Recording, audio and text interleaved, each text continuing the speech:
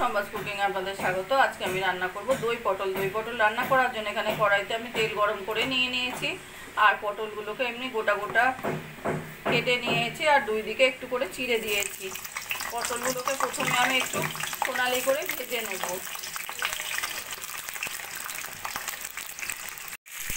পটলের মধ্যে দিয়ে দেবো আমি অল্প করে নুন আর হলুদ।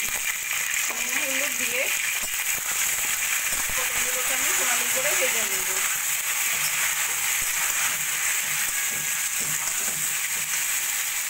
পটল ভাজা হতে হতে মিক্সিতে একটা পেস্ট রেডি করে নেবো। সেই জন্য আমি মিক্সির মধ্যে নিয়ে নেবো দুটো টমেটো,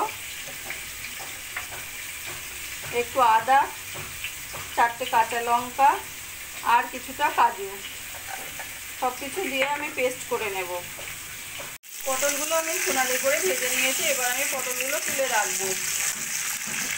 ওই তেলের মধ্যে দিয়ে দেবো জিরে, তেজপাতা, এলাচ আর দারচিনি ফোড়ন। ফোড়ন সোনালি হলে দিয়ে দেবো টমেটো কাজুর পেস্ট।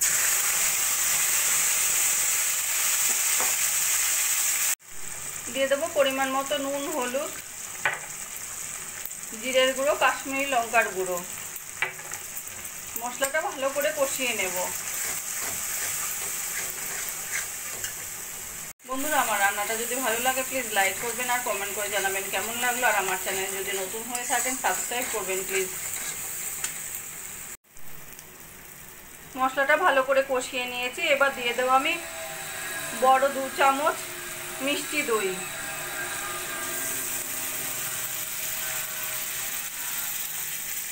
দই দিয়েও দইটা ভালো করে মশলার সঙ্গে কষিয়ে নেব।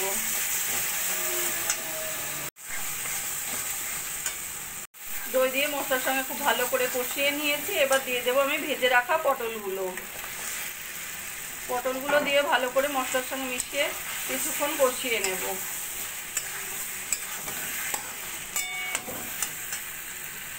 পটল দিয়েও ভালো করে মশলার সঙ্গে কষিয়ে নিয়েছি। এবার দিয়ে দেবো মিক্সি বাটি ধুয়ে পরিমাণ মতো জল।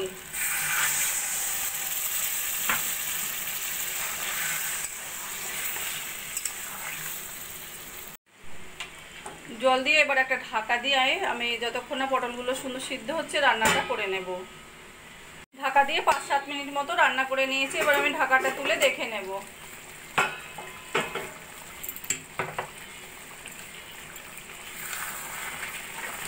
তরকারিটা আমাদের বেশ সুন্দর মাখা মাখা হয়ে গেছে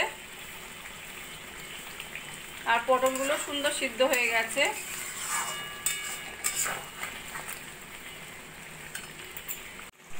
এবার দিয়ে দেবো আমি গরম মশলার গুঁড়ো আর অল্প করে ভাজা মশলা। ভালো করে মিশিয়ে নেব।